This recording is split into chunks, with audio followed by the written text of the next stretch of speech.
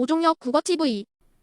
예, 반갑습니다. 예, 오종혁 국원입니다. 자, 오늘은 박일로의 노계가에 대해서 공부를 하겠습니다.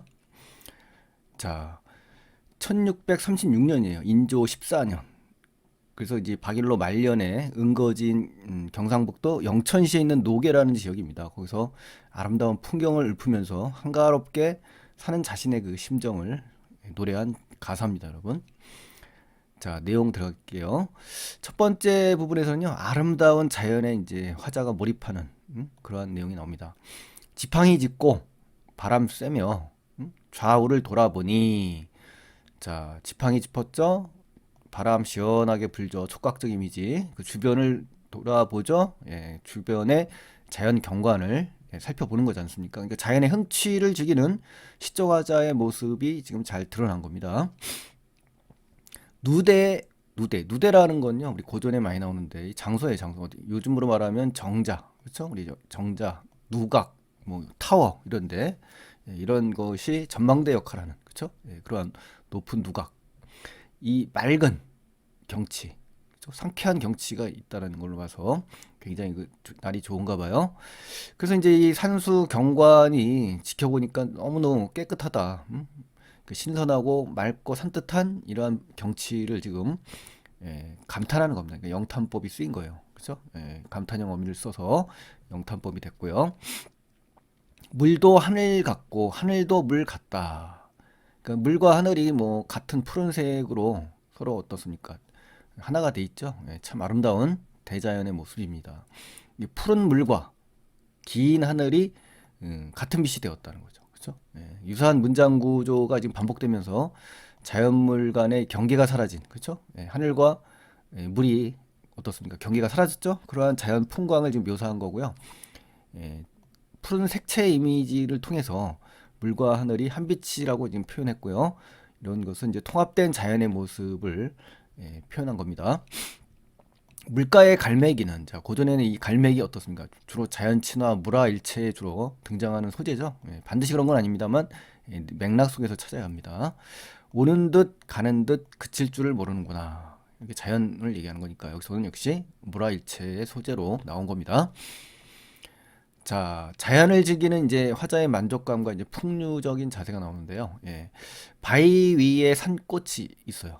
산꽃이 있고 수놓은 병풍이 되었다. 그러니까 바위에 핀 이 산꽃이 이 수놓은 듯한 병풍, 즉 굉장히 아름답게 장식된 그런 병풍과 같다라고 이제 비유를 한 거고요.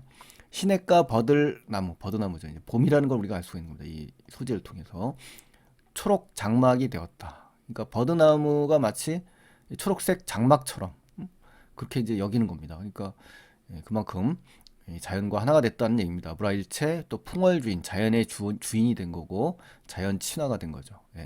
그 일상의 사물에 이제 빗대어서 비유를 해서 화자를 둘러싼 자연의 모습을 지금 표현하고 있고요.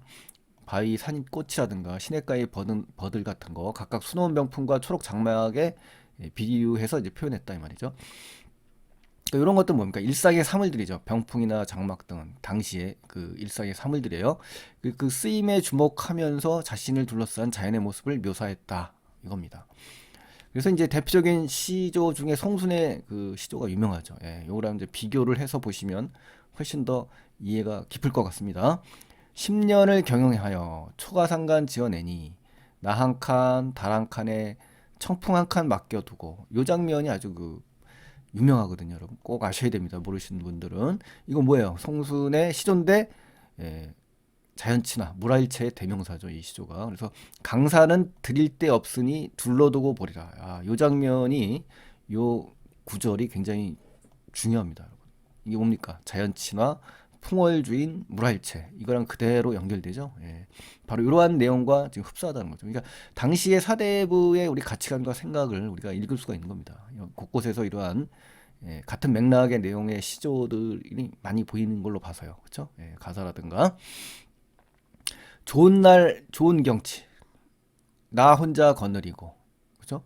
꽃피는 시절 봄이라는 걸 또 한 번 알 수가 있겠죠. 허송하지 말리라 하고 그러니까 허송세월처럼 헛되이 보내지 않겠다는 거죠. 오늘도 지금 벚꽃이 많이 폈다라는 소식을 들었는데 군항제도 하고요. 예, 그곳을 가지 못한 아쉬움을 이 가사를 통해서 대신 풀어봅니다.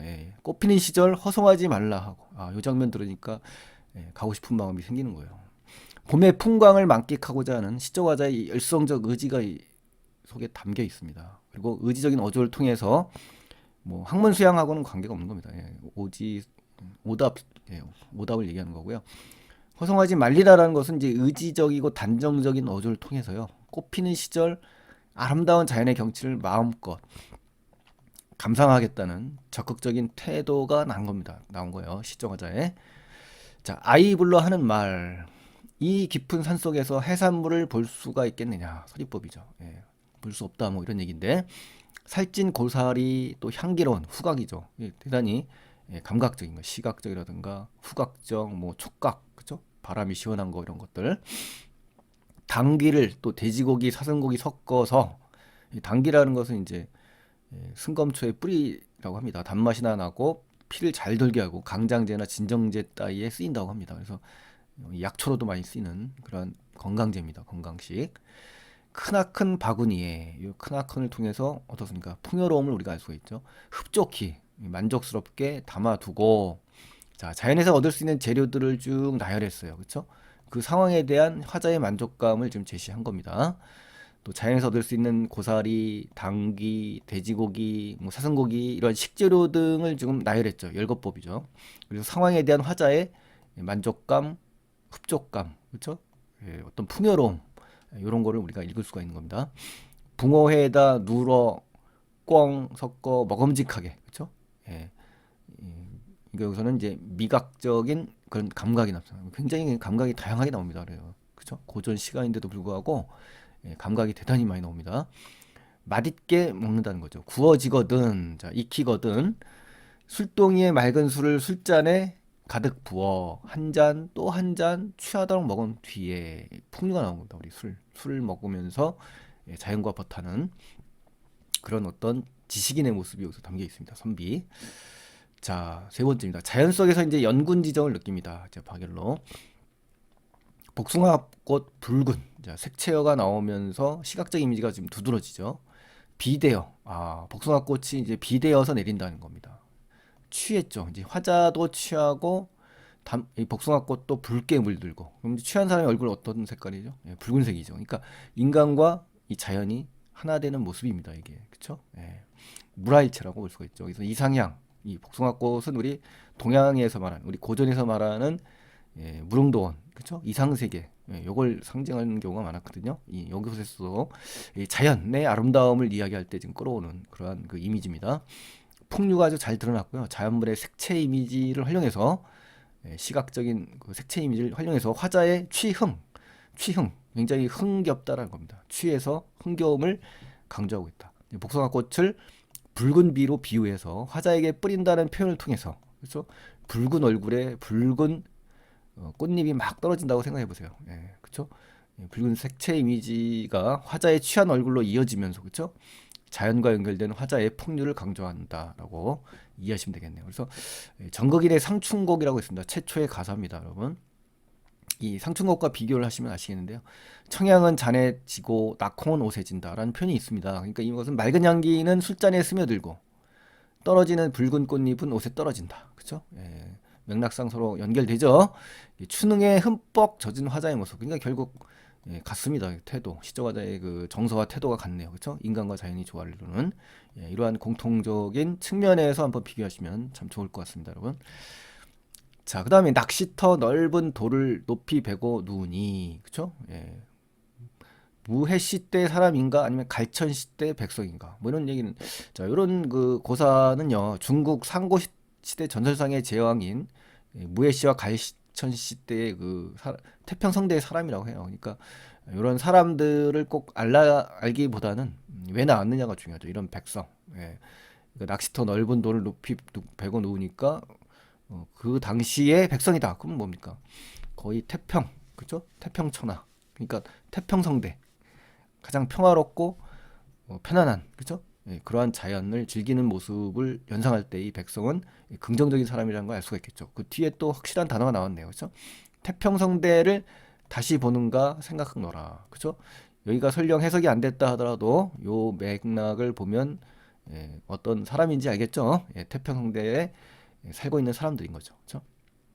다시 본다. 그러니까 지금이 그 상태라는 거예요. 아주 편안하고 어진 임금 밑에서 행복하게 사는 그러한 사람의 모습을 지금 알 수가 있죠. 그 화자의 만족감이 담겨 있고요. 평안함이 드러나 있다. 이렇게 정리하시면 되고요. 이 힘이 누구의 힘인가? 이렇게 내가 이렇게 평화롭게 지내는 힘이 어디에 있냐? 바로 성은 임금님의 은총, 은혜가 있다. 뭐 이런 얘기죠. 자, 그래서 문답법이 쓰였습니다. 이렇게 자기가 묻고 자기가 대답을 하죠. 영탄법, 문답법, 자문자답을 하고 있는 거예요. 강호에 자연에 물러난들 임금 걱정이야 어느 때에 잊었을까? 서리법이죠. 잊지 않았다라는 얘기는 어떤 겁니까? 자연에 왔지만 임금을 생각한다. 그러면은 이제 자연과 대립된 단어 뭐죠? 고전에서 말하는 자연과 대립된 단어는 이제 속세정, 속세. 그렇죠? 현실 세계, 인간 세계죠, 인간 세계. 자연은 어떤 도교적인 사상에 의한 도교적인 측면이고, 이건 유교적인 측면이 또 충돌이 되는 겁니다. 그렇죠? 그래서 자연 속에서 완전히 귀의한 게 아니라 속세를 걱정하는, 그죠? 속세를 돌아보는 그러한 화자의 모습을 우리가 읽을 수가 있는 겁니다. 자, 때때로 머리 들어 북극성. 자, 우리 고전이 많이 나옵니다. 우리 정철의 관동배옥에도 나오죠. 북극성 바로 임금을 상징하는 겁니다. 바라보고 남모르는 눈물을 하늘 끝에서 흘린도다. 자, 그러니까 유교적인 가치관이 있고 임금님에 대한 그리움, 그렇죠? 연군지정이라고 합니다. 관동배곡 여러분 아시겠죠? 그 속에서도 임금님에 대한 연군지정, 뭐 우국지정 여러 개 나옵니다만 그 중에 연군지정 꼭 기억하시고요. 자, 네 번째에서는 이제 태평성대를 기원하면서 마무리를 합니다. 평생에 품은 뜻, 그죠? 하느님이시여 하고 이제 하나님을 부르네요. 도노법이죠. 하나님이라는 구체적인 대상이 지금 등장합니다. 그래서 마르고 닳도록 우리 임금 만세를 누리소서. 송축적인 자세, 예찬적인 자세죠. 그렇죠? 태평한 세상의 3대 1월, 3대 1월이라는 건요. 하은주라고 이제 중국의 최초의 그 고대 시대입니다. 근데 중국에서 왕도 정치가 행해졌던 그런 시대예요. 그렇죠? 그래서 그러한 어떤 왕도 정치가 실현됐던 그 시대처럼 태평하게 이 나라를 지켜달라. 그죠? 임금님 만세를 외치면서 당시 임금님은 이제 선조 임금님입니다. 선조요. 영원 무궁토록 전란을 없애주세요. 그렇죠? 이 박일로 이 화자 작가인 박일로도 역시 직접 전쟁에서 이제 선상탄이라는 작품에 보면 나오죠. 배를 이끌고 실제 일본과 전투를 벌였던 그죠? 그 장면이 떠오르는데 전란에 대해서 아주 어떻습니까? 굉장히 한탄하는 배를 왜 만들었느냐, 그죠? 일본 놈이 배만 없으면 이 조선을 쳐들어오지 않았을 텐데 하면서 배를 만든 사람들까지도 한탄하는 그런 걸 볼 때 전쟁에 대한 염증과 어떤 혐오 이게 잘 드러나 있다라고 볼 수가 있습니다. 밭 갈고 샘 파서 격양가라는 건요 중국 요나라 임금 때 늙은 농부가 배를 두드리면서 또 땅을 치면서 천하가 태평하다고 마음껏 목청껏 노래 불렀던 노래가 격양가예요. 그래서 그걸 부르게 해달라라는 거죠. 결국 뭐예요? 태평성대를 이루게 해소서 뭐 이런 얘기죠. 그죠? 한포고복이라는 한자성어가 있습니다. 이것이 딱 맞는 그런 그죠? 배를 두드리고 노래 부르는 그죠? 자, 이상색입니다. 평화와 만족을 구가하는 노래를 부를 수 있는 그런 세상이 오기를 바라는 그 화자의 절실함이 담겨 있고요. 이 몸은 이 강산풍월에 늙을 줄을 모르도다. 그러니까 이제 가사니까 시조의 영향을 받아서 사음 보면서 사음 세 글자, 다섯 글자, 네 글자, 세 글자인데 뭐 한 글자 정도는 이제 오버가 됩니다만 요 3은 지켜야 되겠지만요. 전격 가사에 이제 분류가 됩니다. 그래서 무라일체, 그렇죠? 자연과 하나가 되는 그러한 장면을 마지막으로 하면서 마무리가 됐네요. 그렇죠? 자, 핵심 정리 가시겠습니다. 강호 가사라고 하고요. 전격 가사라고도 합니다. 요 마지막 근거를 볼 때. 자, 그래서 사사조의 사음보의 가사체를 갖고 있습니다. 운문체입니다, 여러분. 고려가요는 삼음보, 가사나 시조는 사음보. 이렇게 이런 것들도 아시고 계시겠죠? 모르는 학생들이 많더라고요. 여기 여러분께서는 반드시 아시기 바랍니다. 자, 주제는 이제 녹의 아름다운 경치에 대한 예찬도 나오고 자연의 몰입에 감춘 흥취, 그렇죠? 또 이 자신의 산수에서 사는 생활을 읊은 아름다운 노래입니다. 또 기원적이고 감각적인 그런 작품이고요.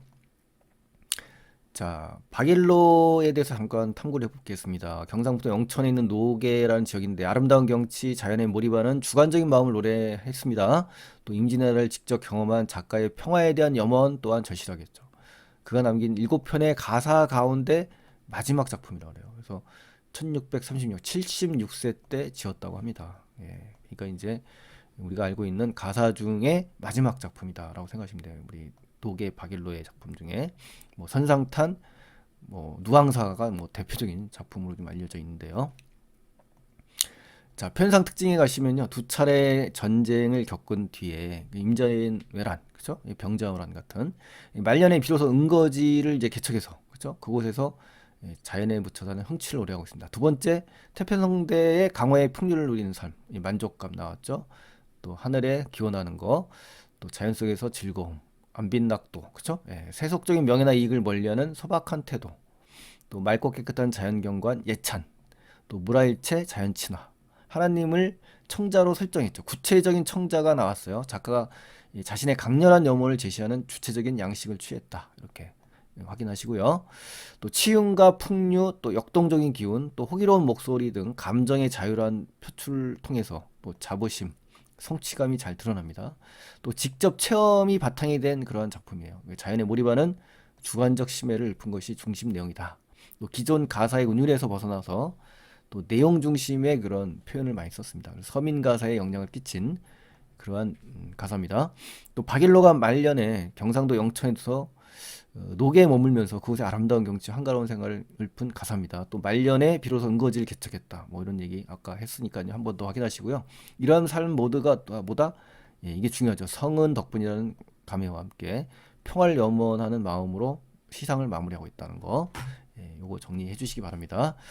자, 다른 작품하고 이제 만약에 시험에 견줘서 나온다면 완전한 자연 친화의 시나 시조가 나온다 그러면 예, 이걸 구별을 하셔야 돼요. 이 작품은 예, 완전한 자연의 귀가 된 게 아니라 임금님을 생각하는 예, 그러한 부분이 있다라는 거를 꼭 기억하시면서 예, 공부하시기 바랍니다, 여러분.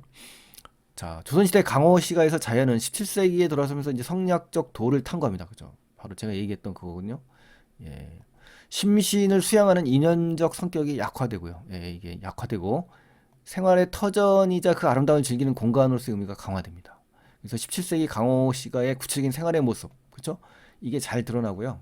또 자연을 즐기는 이 흥취감, 또 자족감, 안분지족이죠. 스스로 만족감을 느낀다는 거, 이걸 꼭 파악하시기 바랍니다. 자, 그래서 이제 오답 피하기 연습 쭉 달아놨습니다, 여러분. 문답법이냐 아니냐, 대조냐 아니냐, 소서의 의미는 뭐냐, 하소서의 소서의 의미를 담겨 있는 다른 시조는 또 어떤 게 있냐 하면서 이제 하나하나 제가 정성껏 한 땀 한 땀 이제 작성한 예, 그러한 그 내용들이니까요. 예, 문제를 하나하나 검토해서 OX로 확인하셔가지고 정리를 하시기 바랍니다. 자연친화에서 정서 나타내시는 명월 총풍입니다. 근데 전체에서는 이러한 단어들이 쭉 나오거든요. 이런 것까지도 섬세하게 적어놨으니까 반드시 문제까지 풀어보시기 바랍니다, 여러분. 자, 오늘은 여기까지 하겠습니다. 박일로의 노계가라는 그러한 가사를 공부했습니다, 여러분. 자, 오늘도 수고 많이 하셨고요. 앞으로 그 시험 보는 시험 대비 준비 잘 하시기 바랍니다, 여러분. 감사합니다. 오종혁 국어TV